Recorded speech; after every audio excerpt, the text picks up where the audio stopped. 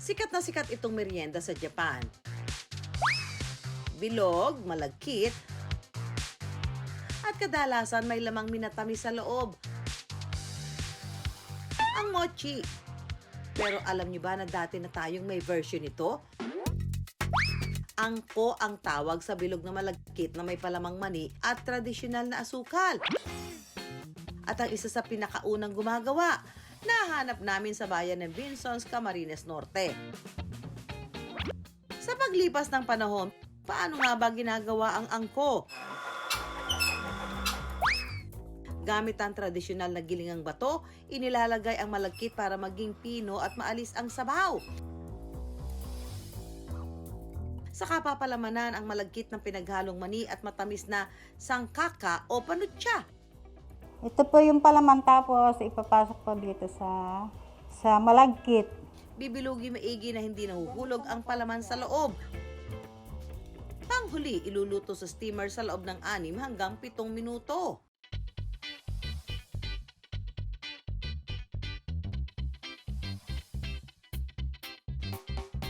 Simula pa nung bata ko, favorite ko ng angko. Talagang one of the best pa rin at must try dito.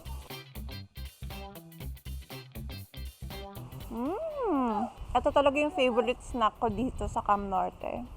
Pag pumunta kayo dito, ito yung pinaka masarap na kakanin na bibili nyo dito sa Vinsons.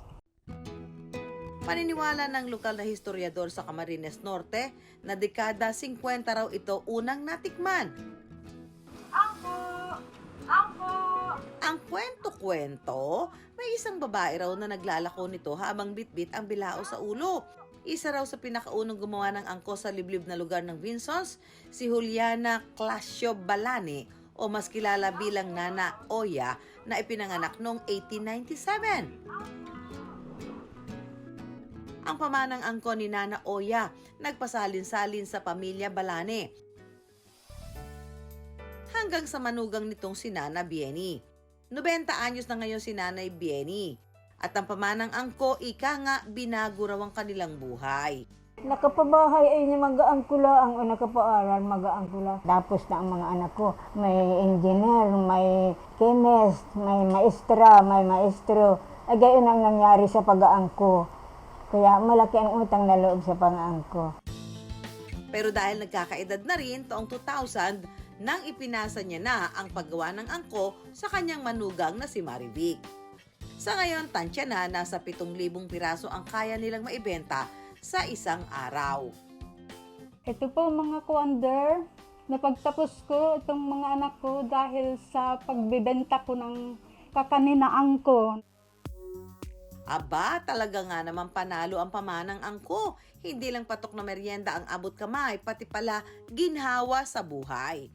Terminong angko, it's a Japanese term. So, ang ibig sabihin nito ay yung cheerful person with ambition na tinatawag. Ibig sabihin yung pagiging masayahin, no? Pagkonsumo nitong kakanin na ito sa mga kababayan natin, lalo doon sa Vinsons, maaaring nagdudulot sa kanila ng kaginhawahan dahil sa kakaiba at masarap. Kaya naman, nag-aambisyon pa tayo na ulitin-ulit yung pagkain na yun kasi nagbibigay sa atin ng ngiti ito.